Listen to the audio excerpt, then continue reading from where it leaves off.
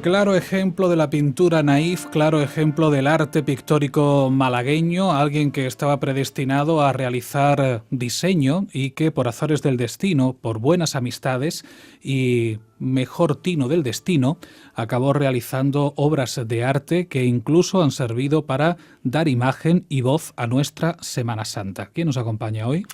Pues nos acompaña precisamente el pintor que ha pintado el cartel oficial de la Semana Santa 2013, don Jaime Díaz Ritvagen. ¿Está bien pronunciado? Perfecto, perfecto. No, Wagen. Ritvagen. Escuchamos de fondo el Mater Mea. Señor Díaz Ritvagen, ¿qué tal? Buenas tardes, bienvenido. Muchas gracias. ¿De qué está enamorado Jaime Díaz Ritvagen?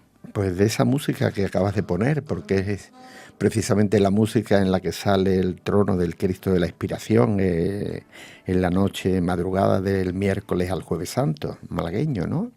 Y cada vez que escucho esa música tan genial, pues me estremezco y algo de mi piel se queda ahí, ¿no? En mi oído, escuchando esa belleza de sonido y de momento de cumbre casi de la Semana Santa de Málaga, dentro de los momentos importantes que en la Semana Santa hay, ¿no? Porque Jaime, además de artista, es cofrade, y cofrade de la Expiración, y cofrade por familia, por tradición, y ¿cómo le une a la Expiración? ¿Qué le une a la Virgen de los Dolores de la Cofradía de la Expiración? Bueno, es muy sencillo porque los azares de la vida hacen que tú aparezcas en un sitio determinado cuando naces, y tú naces hijo de un padre y una madre que pertenecen a la Cofradía de la Expiración, ¿no? ¿Qué pasa en ese momento? Pues que tú por inercia, por vinculación familiar, te sientes... En fin, mi madre decía y contaba que me llevaba en su seno a escuchar misa a la iglesia del Carmen, porque allí estaba la Virgen de los Dolores en el año 41, cuando estaba gestando mi cuerpo y mi espíritu y mi alma, ¿no? Y lógicamente, pues eso que quiere decir que te ata, tiene ataduras y has crecido ahí, ¿no? ¿Y esa relación de sus padres con la Expiración, de dónde venía? Entiendo que... Bueno, en realidad mi padre con 16 años, con un grupo, porque esto es una cosa que casi no se ha contado, en Málaga había un club velocipédico malagueño, ¿no? Que lo presidía Manuel Martín Jiménez. Y este señor pues, agrupaba una serie de señores que le gustaba el ciclismo, y entre los señores había niños. Y uno de los niños era mi padre, que tenía 16 años en aquella época. Y entonces pensaron integrarse o decidieron integrarse en la Cofradía de la Expiración para reactivarla, la imagen de la Virgen de los Dolores que existía, y el Cristo de la Expiración, que pensaron que sería la imagen ideal para conformar lo que hoy es la Archicofradía de la Expiración. Y ahí empieza esa relación de su padre con Efectivamente, entonces hay varios hermanos mayores, Manuel Mesa Vilches, hay José Peña Enciso, que son hermanos mayores. Peña Enciso pone dinero, Mesa Vilches organiza, porque parece ser que era empleado del Banco Hispanoamericano, de la Alameda principal, y a los empleados del Banco Hispanoamericano los unió a la naciente unión de la Cofradía de la Virgen de los Dolores con el Cristo de la Expiración, ¿no? Y ahí es donde, junto con el grupo del Club Velocipédico Malagueño de la época, pues se formó un conjunto heterogéneo y extraño, pero con diferentes edades, porque los empleados de banco eran mayores. Claro, pero los empleados de banco al tiempo también tuvieron más problemas entre ellos, hasta que llega el momento que Enrique Navarro, pues casi justo en el año 1923, pues se convierte en el hermano mayor de la Expiración, ¿no? Y ahí entran pues todos los que quedaron, unos se marcharon, todas las cosas empiezan de una manera, llamémosle, unos están de acuerdo, otros no están de acuerdo, en fin, pero aquello siguió teniendo vida y siguió conformándose, y hasta nuestros días, ¿no? O sea que, y yo soy heredero de una de aquellas personas, ¿no? Claro, o sea que la cofradía, la archicofradía, la Expiración, tal y como la conocemos hoy, pues ahí tuvo mucho que ver su padre. O sea que obviamente... Pues sí, toda la vida. Mi padre muere en 1991 y claro, pues desde 1921, pues son casi, si no me equivoco, 70 años. las matemáticas son 70 años, ¿no? Y claro, mi hermano ha llegado a ser mi hermano Adolfo ha llegado a ser hermano mayor de la Aspiración durante una época, cuando Enrique Navarro ya cumplió cierta edad, ya mi hermano era teniente hermano mayor, en fin. Así fue su Esa vinculación familiar todo, ¿no? completamente. Se siente como en casa la Aspiración. Cuando va por allí se siente como en casa. Sí, es tu casa porque conoces a casi todo el mundo, no a todo el mundo, porque la gente se va renovando, va entrando, saliendo. Mi vinculación más profunda fue en la década de los 70, porque la semana pasada se cumplieron el 45 aniversario de la inauguración del edificio del Museo de la Cofradía de la Aspiración. La primera casa hermandad de Málaga. La primera casa hermandad que se hace en Málaga, la hace Enrique Atencia, con un estilo arquitectónico de la época autarquista, de la época del régimen que tuvimos, y ahí pues se hizo un trabajo de carpintería maravilloso interior, aunque exteriormente la casa era muy, muy austera. Luego el interior era Pepe Rodríguez, que era el ebanista que se encargó de toda la carpintería en madera de caoba, las puertas, todas las vitrinas donde estaban los enseres expuestos. En fin, ahí se conformó una cofradía muy importante en el aspecto religioso, principalmente porque lo que nos unía era el amor al Cristo de la Aspiración y a la Virgen de los Dolores, y en el aspecto también social, porque cuando Enrique Navarro, pues claro, todo esto nace buscando dinero, ¿no? Las cofradías nunca han tenido dinero, siempre están pidiendo. Si un señor no pide, no es cofrade. El cofrade tiene que pedir. Entonces la Aspiración, pues pidiendo, consiguió un solar al lado de Carranque. Entonces ahí se edificó un bloque de piso, un bloque de viviendas, que estaba José Luis Alonso del Castillo, era uno de los que ayudaron a conseguir aquel solar, que era interventor de Hacienda en Málaga en el momento, padre del hermano mayor hasta hace un par de años de Amando Alonso, y con la venta de los pisos se financió el edificio. Y se pudo conseguir tener la primera casa hermandad muy bien, que se inauguró en el 68, que vinieron autoridades de Madrid, director general de la Guardia Civil, ministro, en fin, fue una inauguración con el Perchel en pleno auge de gente, y ya se apuntaban niños y niñas para el patronato escolar, que era la ilusión de Enrique Navarro, ¿no? Que los niños del Perchel estuvieran más escolarizados, de lo que no empezaran a trabajar con 8, 9, 10, 11 y 12 años, ¿no? Es que esa casa hermandad fue colegio. Allí hubo un colegio con dos aulas, donde había un matrimonio, Manuel Íñiguez y Amparo, la señora, que eran profesores del patronato diocesano fundado por el cardenal Herrera Oria, que además de hacer docencia en los Montes de Málaga y en los Cortijos, en los Lagares, hacía docencia con el patronato del cautivo, el patronato de la Aspiración, en fin, y de esta manera se iba. Claro. Y entonces hay un momento determinado que entro yo de segundo presidente. El primero era Amalio Ruiz Lapi, y este señor era mayor, y un día me llama Enrique Navarro y me llamó a su comercio de Calle Nueva y me dice: mira, Jaime, yo me gustaría que tú fueras presidente del patronato escolar. Claro, yo en aquella época tenía 28, 29 años. Estamos hablando del año 68, que se hizo el edificio, y esto sería el 72 o el 73, cuando yo me hago cargo del patronato, con una comisión de patronato. Tengo que decir los nombres, porque estaba Juan José Ruiz Delgado, estaba Antonio Marmolejo Mena, estaba Antonio Medina Barrio Nuevo, estaba Joaquín Puyol Bandera, en fin, y yo. Y ahí, junto con las camareras de la cofradía y la nieta de la marquesa de Aldama, hicimos una labor social muy importante, ¿no? Porque también estaba Ana María Criado del Rey, en fin, todos estos eran apoyos económicos. Pero hubo un momento que cuando a mí Enrique Navarro me pregunta y me dice si quiero aceptar el cargo, yo le pregunto que con qué medios cuento. Claro, ¿qué puedo hacer y qué tengo? ¿Con qué medios cuento? Era mi palabra.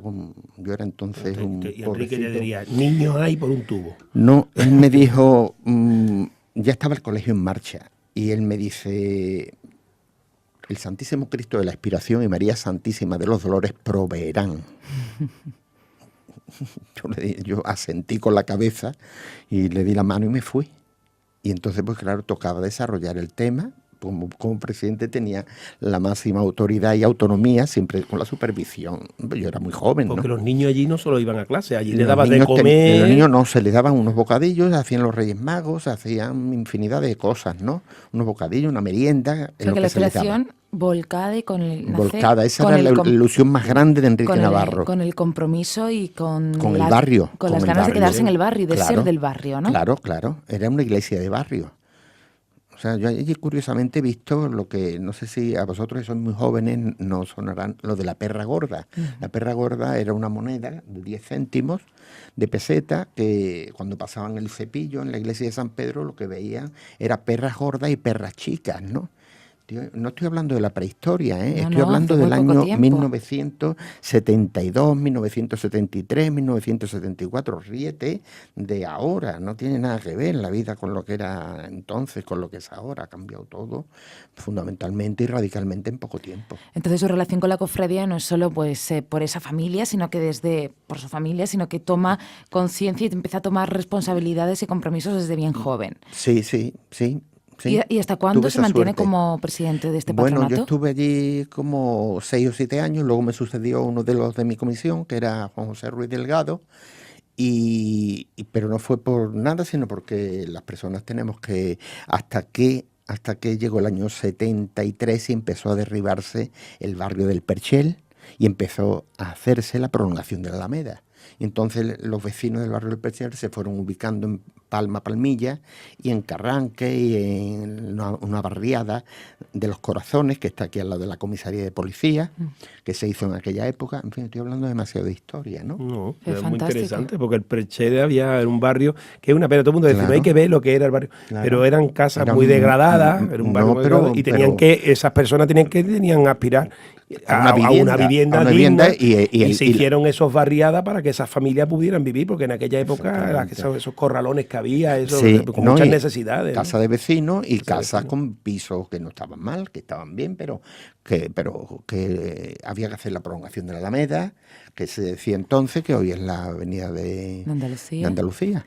Hemos empezado a hablar directamente de su relación con la cofradía en sí, con la archicofradía de la Aspiración, pero con la Semana Santa. Bueno, en realidad es lo mismo. Nazareno de pequeño, porque a mí hay un momento simpático en mi vida, que yo tenía mucho interés en salir de nazareno con las túnicas aquellas que tenía la Aspiración, que eran de tisú, de plata y de oro, que las regaló la marquesa Aldama, precisamente, era una de las benefactoras de la Aspiración. Y Enrique Navarro y mi padre me dijeron, bueno, tú no te preocupes, vas a tener y tal. Pero yo cuando fui a San Pedro aquella noche del miércoles santo, me vistieron de monaguillo. Yo cuando me vi vestido de rojo y de monaguillo fue una desilusión enorme, porque yo lo que quería era salir de nazareno. Yo tendría 10 u 11 años y entonces tuve que esperar para salir de nazareno con las nuevas túnicas de terciopelo, que son las que ahora visten los nazarenos de la Aspiración, en negro y morado. Sí, pero tú que eres vecino del centro, tu familia del centro, que vivías, según tengo entendido, por calle Fajardo, allí donde se montaban los tinclaos eran los de Fusionadas. Así que eso claro, estarías tú debajo de esos varales, viendo cómo se adornaban esos tronos. Sí, porque ahí se montaban... Bueno, es que el ver un trono desmontado en aquella época era ver un montón de madera, algo que brillaba, algo que no, muchos varales, muchos palos de chopo y bidones de alquitrán antiguos llenos de arena para soportar el toldo que se ponía por si llovía, ¿no?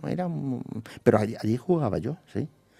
Como era ya época de vacación, desde el viernes de Dolores ya teníamos vacaciones y realmente yo me movía entre allí con los amigos de Ánimas y Ciegos, ¿no?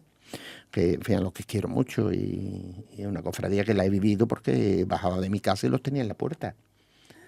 Yo tengo una preguntilla, porque tu rama artística en algún momento hace línea tangencial con tu rama cofrade, ¿no? Tengo entendido que a raíz de intentar buscar precisamente dinero para, no sé si para el patronato o para la cofradía. No, para el patronato. ¿En qué año estamos hablando? Estamos hablando del año 78, 76, porque había un momento que no había nada. Entonces yo ya estaba pintando. Me llamó mucho la atención de ver las tabernas, los kioscos, en fin, vivir ese mundo tan... Porque el Perchel era como una ciudad dentro de la ciudad, pero muy vivida porque había muchos habitantes, ¿no? Hoy me estarán escuchando mucha gente con el recuerdo de muchos oyentes que estarán rememorando a través de mis palabras lo que cuento de lo que era calle Pavía, lo que era calle Ancha, callejones del Perchel, lo que era calle Malpica, San Pedro, etcétera, etcétera, ¿no? Pero a mí ahí la pintura me fue como un revulsivo, porque yo, que sabía que el Perchel pasaba a la historia, me ocupé de hacer bocetos y fotos de los diferentes espacios que yo sabía que se iban a destruir.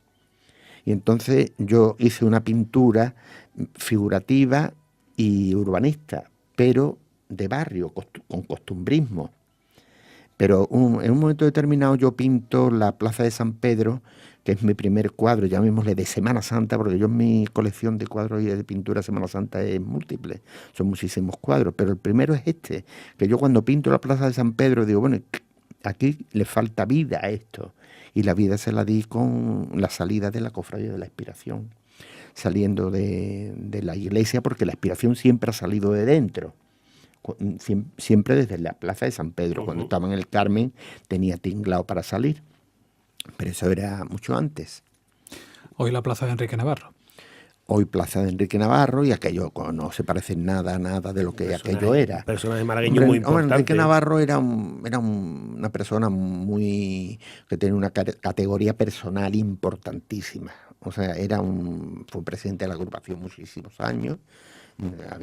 Había una agrupación con unos hermanos mayores de una categoría extraordinaria, y él fue presidente durante 2 épocas, y la Expiración, pues bueno, murió siendo hermano mayor de la Expiración. Luego él murió siendo hermano mayor perpetuo, porque la Cofradía de la Expiración sin Enrique Navarro no tendría sentido. Es una pieza única, ¿no? Y él conformó una cofradía uniforme, o sea, casi perfecta. Si hay alguna cosa casi perfecta en la Semana Santa de Málaga, artísticamente, de calidad, de espectacularidad, de seriedad, una cofradía que siempre muy seria, muy en la calle, seria en la calle, y es que el mismo trono que fue discutido al principio del Padre Granda, pero luego el público lo admira porque es un cuadro impecable, y el cuadro de la Virgen de los Dolores, que es maravilloso, es un cuadro de Seco Velasco, y en fin, impresionante, imponente. Nuestro amigo Miguel Alfonso estará ahora que se le estará cayendo la baba. El hermano mayor de la Cofradía de la Expiración. Bueno, desde aquí le mando un saludo. ¿De qué ha salido entonces usted en procesión? ¿De monaguillo y de qué más? Pues después me dediqué a ir de mayordomo de caballería. Yo iba delante de esos caballos, de la Guardia Civil. La escuadra de caballería de la Guardia Civil, venían 30, 40 caballos, y yo era el de la sección de la Virgen, que iba con otro de la sección del Cristo, el primer nazareno, o sea, diríamos el que marcaba el paso, ¿no? El que sufría los parones, que siempre ha sufrido la Expiración, porque siempre la Expiración ha ido la última, y en fin, nos encerrábamos muy tarde, por esto precisamente, porque éramos la última. La paloma no tiene nada culpa, ¿eh? Muchas veces. Una broma. ¿A título honorífico ha pertenecido a alguna otra cofradía, alguna otra hermandad? No. Aunque haya sido a título honorífico. Yo he sido amante de muchas cofradías, ¿no? Pues estoy, es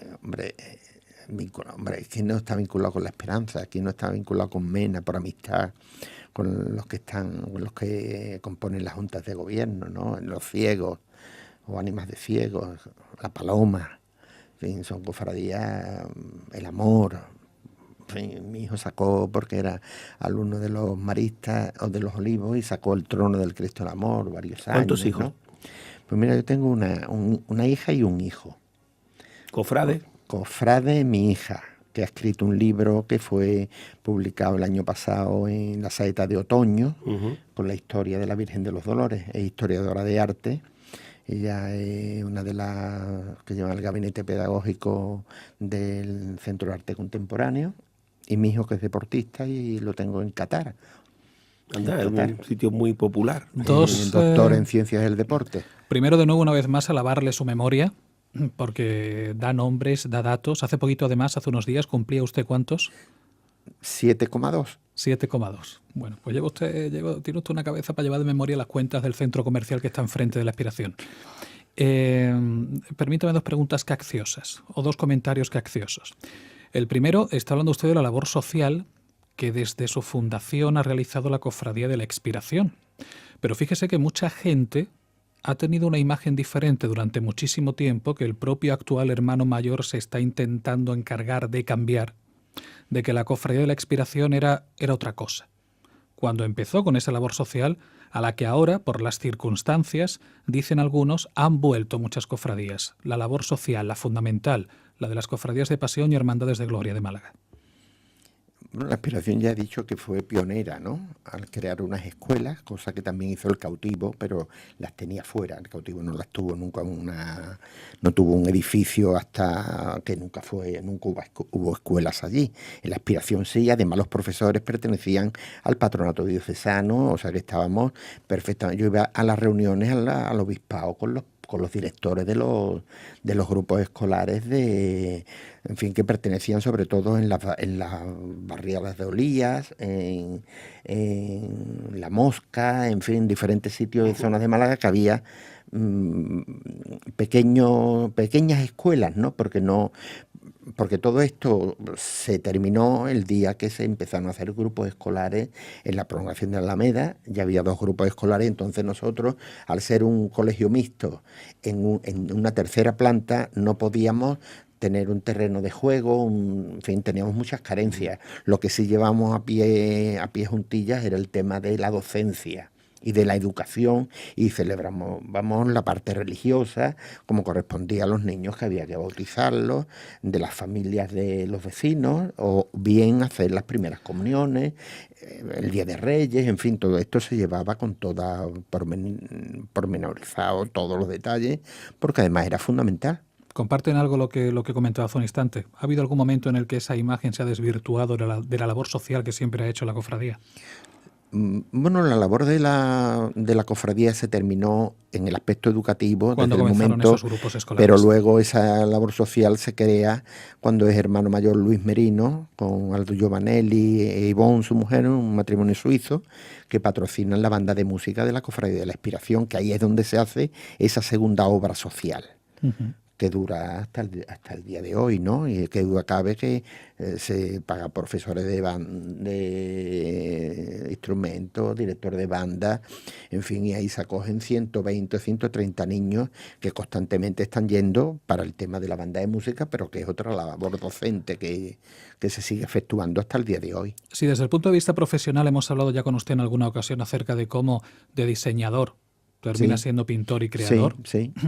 Desde el punto de vista del cofrade, sí, siendo Málaga y su Semana Santa la eclosión del barroco, sí, ¿va usted y se hace pintor naif? ¿Esto por qué es? ¿Por llevar un poco la contraria? No, ¿por porque innovar? Es que sus principios fueron abstractos, ¿no?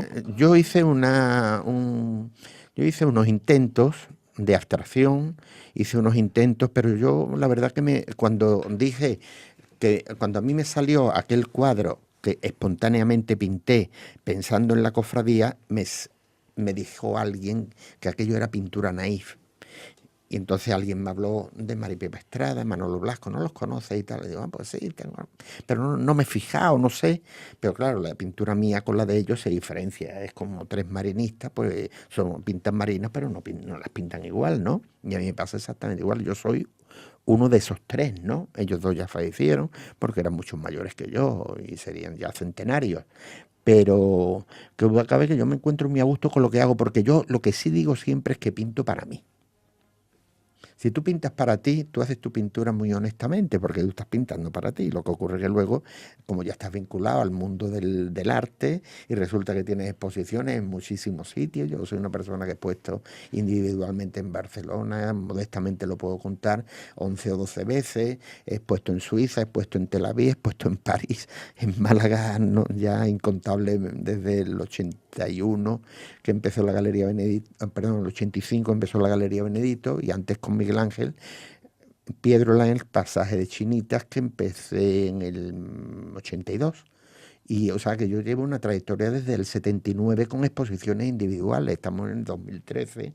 Luego ya soy un pintor no pertenezco a la generación del 50, porque los de la generación del 50 me llevan 4 o 5 años, son mayores que yo. Pero yo ahí estoy, ¿no? Soy un islote aislado de un mundo quizás barroco, otro mundo abstracto, y yo me he encontrado dentro de la figuración con el paisaje naif. Pero es que dentro de la pintura naif existe el barroco, existe el realismo, existe el costumbrismo, existe ¿qué digo yo? La pintura figurativa, todo esto que hace que yo he conseguido una cosa que se llama en pintura aire de familia, que cuando alguien ve un cuadro mío de lejos sabe que es mío. Eso es muy importante. Oye, es muy difícil. Y hay Eso que es ser muy todo un difícil. artista, claro. Es que esa es la Eso clave. es muy difícil. Esa es la clave. O sea, yo pinté, por ejemplo, un cartel de la Feria de San Isidro de Madrid, que me lo encargaron en Madrid. Estaba yo en aquel momento, unos meses antes, exponiendo en Madrid, en la calle Montesa, y resulta que vienen de... Hombre, porque en realidad yo había pintado una plaza de toros de las ventas. Me dice, ¿usted no nos puede hacer a su estilo el cartel para cartel de la Feria de San Isidro, donde vamos a poner las 30 corridas Sí, debajo? vamos, que no Cuidado. hablamos Estamos de... hablando del año 94. Entonces, pues yo encantado. Pero es que estaba Madrid lleno de pintura mía, ¿no? Porque la Feria de San Isidro es muy importante en Madrid, la Feria Taurina de San Isidro. Y claro, como me he movido por la Casa de la Panadería en la Plaza Mayor, o que conocéis Madrid, pues sabéis dónde está. En fin, yo soy un pintor que me conozco todavía mejor Barcelona, soy más pintor de Barcelona que de Madrid, porque he tenido la oportunidad en Barcelona de tener una acogida muy, muy buena, ¿no? Y además, lo digo ahora que estamos con esta historia, me encuentro muy a gusto en Barcelona, ¿eh? Me encuentro porque es una ciudad que siempre la comparo con Málaga, ¿no? Sí. Aunque haya una cierta distancia. El pero Mediterráneo, arropada por el después Mediterráneo. es una ciudad muy mestiza, igual que Con Málaga. muchísima gente cosmopolita. de muchos sitios. Yo emplearía más la palabra Mestiza. mestiza. Es como Málaga, mestiza. Y eso le da una riqueza que hay gente para todo, como dicen aquí, ¿no? No todo el mundo es tan, ni todo el mundo es ten. Es una cosa que funciona. Tú definías tu pintura como una pintura, porque estabas hablando de tu pintura, ¿no? Entonces, era urbana, ¿no? Y que contaba, que transmite algo, cuenta algo, ¿no? Bueno, por ejemplo, yo lo que cuento es una historia en cada cuadro que hago. Lo que ocurre es que la historia la tiene que descubrir el que mira mi pintura. ¿Qué ocurre? Que yo estoy contando algo. Si cuento Semana Santa, estoy contando Semana Santa. Yo ahora cuando he pintado el cartel, llega alguien que me dice, es que me has pintado a mí. Digo, ¿cómo que te he pintado a ti? Dice, sí, yo es que soy el varal A1 del trono de Cristo. Juanjo Ruiz. De Juanjo Ruiz. Digo, pues tengo mucho gusto en conocerte. Le dije, ¿no? O sea, tú fuiste testigo, ¿no?, de esa conversación. ¿Qué pasa? Que la pintura mía... A mí me pasó una cosa muy, muy, muy simpática, que estaba yo exponiendo en la Galería Benedito y entran 2 niños con sus padres a ver la exposición. Y los 2 niños entran como entran todos los niños de 8, 9 años, 7 años, corriendo, estorbando. Pero este niño no se está quieto, el niño verá al niño, y el niño, pum, de momento se para y mira un cuadro. Y el niño se queda parado y el otro se para también. Y se quedan parados los 2 mirando un cuadro. Y los padres y yo miramos a los niños y los niños estamos mirando el cuadro. Y eso es muy raro que ocurra. Eso es rarísimo. Esto no es... Pero además es verdad, porque el padre es una persona muy conocida de Málaga. Y dice, bueno, como los niños están pintando ese cuadro, están mirando ese cuadro, lo compro. Voy a comprar el cuadro. Pero cuando pasa el tiempo... Un día el padre, que viene a una de las exposiciones mías, dice, ¿tú sabes qué pasó? Que yo tengo el cuadro tuyo puesto en la escalera. Y uno de los niños ha pintado en el cuadro. ¿Eso qué arreglo tiene? Y le digo, mira, pues hemos compartido los 2 la pintura, tu hijo y yo. Luego ese cuadro ya está también pintado por tu hijo. Déjalo como está, porque él ha intentado Incluir meterse Claro, dentro él ha del intentado cuadro o ha mostrarse, encontrado algo. claro. Digo, yo no soy capaz de eliminar esas cosas que él ha hecho en esos espacios libres que tiene el cuadro. Él ha incluido algo que le ha salido de dentro. Déjalo así. Y así está ese cuadro. O sea, fíjate cosas más... fijaros qué Vamos a cosas poder más- ver ahora exposición de Jaime Sí. en abril, justo En después abril, de la Semana Santa, sí. el 11 de abril, Sí, tenemos exposición, ¿no? Sí. Está bien que habrá tiempo de recordarlo, sí. pero lo vamos a ir yo lo diciendo ya en la, invito, en la sí, Galería en la Benedito Galería también, ¿no? Benedito, en calle Granada, sí. Pues allí tenemos cita el 11 de abril, que vamos a ver sí. allí así muy rápidamente. Bueno, pues mira, vais a ver una exposición de pintura mía, porque en realidad yo no ¿Pero no qué historia intento nos va a nunca contar? pintar, porque Muchas. el que conoce mi pintura va a ver Málaga. Málaga, yo sin saberlo y sin quererlo estoy haciendo lo que unos fotógrafos hacen con la foto, yo lo estoy haciendo con la pintura. Yo tengo una historia de Málaga desde el año 50, de cómo era Málaga en los años 50 y 60, hasta ahora pintada. Ha escrito un libro de historia de Málaga a Es un través de libro las de historia de imágenes. Málaga. O sea, en realidad yo tengo mi obra como una obra biográfica, porque yo casi pinto mi biografía. Claro, ha ido Porque creciendo con la ciudad. está mi colegio, están mis calles, están mis recorridos, está mi alma, está... desde que yo tengo sentido común, tengo conciencia de ciertas cosas, ¿no? Y eso es lo que yo llevo pintando desde el momento que yo cojo la paleta y el lienzo y me pongo y me aplico y procuro reflejar ahora mismo estoy reflejando algo de pasado, pero mucho de presente, ¿no? Pero también mi obra ha estado detenida en el pasado durante algunos años, ¿no? Porque veía que había gente que tenían cierto gusto por ver esa pintura para ellos, ¿no? Y por eso la consumían y la compraban. Pues será buena excusa esa cita de nuevo el 11 de abril para volver a charlar con Pues Jaime allí Díaz Ritvagen. os espero. Ha sido un auténtico placer. Nos tenemos que ir, que se nos ha ido el tiempo volando. No hemos Volando. hablado del cartel, ¿eh? Bueno, el cartel, Bueno, se ha hablado mucho todos estos días el atrás. cartel lo puede ver la gente que está en muchos Habla por sí sitios. solo el cartel. Sí, ¿eh? señor. Y el Habla por cartel sí tiene solo. su argumento, muy es el interesante. atropello de unos nazarenos de la Virgen del Amparo, que están apretados y que entonces, como no anda la sección del Cristo, Para eso hay está un el campanillero campanillero. que está corriendo a la altura del trono del Cristo para decirle a los Que nazarenos avance. del Cristo que anden, porque la Virgen no camina. Al porque fondo se está- ve la otra procesión y que al llega. fondo viene lágrimas y favores con la crujía. Ese es el argumento de este cartel. Ahí está un señor sacando dinero del cajero. Y hay un señor sacando dinero en el Bueno, cajero. muy Málaga. Es Muy para Málaga. entretenerte, ¿verdad? Que yo no soy como... Muy bueno, Málaga. ojalá fuera como esos niños que... Y para hacerlo lo más pero serio posible, te entretienes he muchísimo. intentado hacerlo con mucho respeto hacia el Cristo, hacia nuestro Padre Jesús, a su entrada en Jerusalén y a la única Virgen que sonríe en la Semana Santa de Málaga, que es la Virgen del Amparo. Lo dicho, ha sido un placer, Jaime. Muchas Y gracias. Francis, nos encontramos Feliz el Día de los Enamorados a todos. Feliz Día de los y el Enamorados, jueves ya primer día de que viene Cuaresma, más. el jueves que viene más.